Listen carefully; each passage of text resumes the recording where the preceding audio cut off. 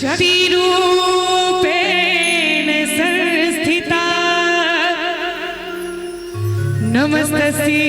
नमस्तस्यै नमस्तस्यै नमो नमः। एकटा भक्त मैया लग जाय छे, मैया लग जाकर की सब कहे छे मैया से एहि गीत में बतायल गेले है। आ कनी कनी अगर ताली सब गोटे बजबैत रहबै हमरो आनंद आयत और अहूँ सबके आनंद देते की तोरा सनने जगत में दयालु कियो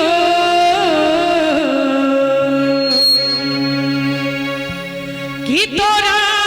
सनने जगत में दयालु कियो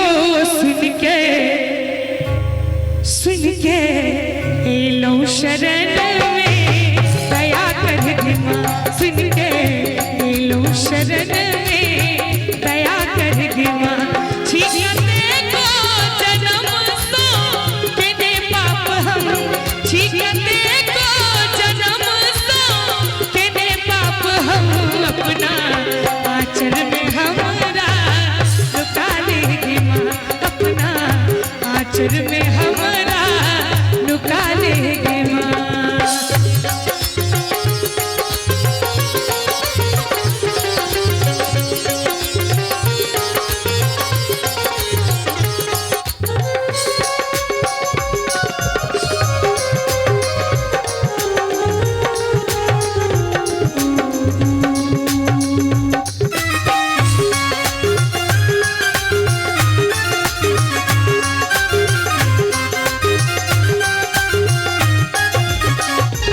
ध्यान धेलो ने तो हर दे पूजा के लोभ लालच के माया में फंसते गिलो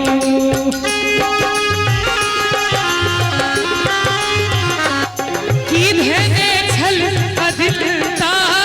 हमर कर्म के हे भवानी कहाँ तोरा चिन्हते लो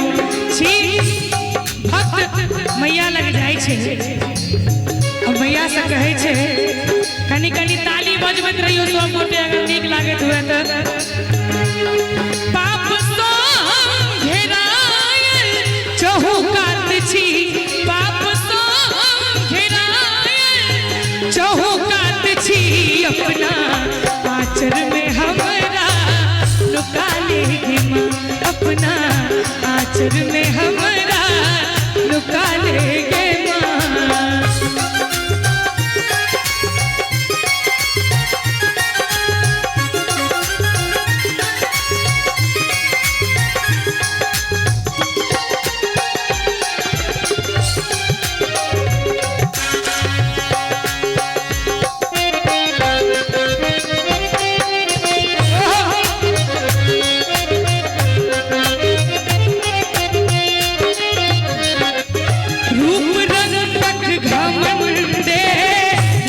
चूर ते अनेरे की जीवन बिता देगी तोरे महिमा समैया जीवन दिलो सोन सन के की जिंदगी गमा ले दिए। दुनिया में हर मनुष्य के हर आदमी के कोनो ने कोनो चीज के बहुत घमंड होय छे केकरो रूप के घमंड केकरो पाई के घमंड केकरो बड़का बड़का फैक्ट्री छे तकर घमंड केकरो बिजनेसमैन हो के घमंड और बहुत रास घमंड हर आदमी में पायल जाय छे और ओ घमंड एक दिन नाश क के छोड़े छे। तै दुआरे हे दयानी दया के सागर हे दयानी दया के सागर अपना कोरा में हमारा उठा लेगी माँ अपना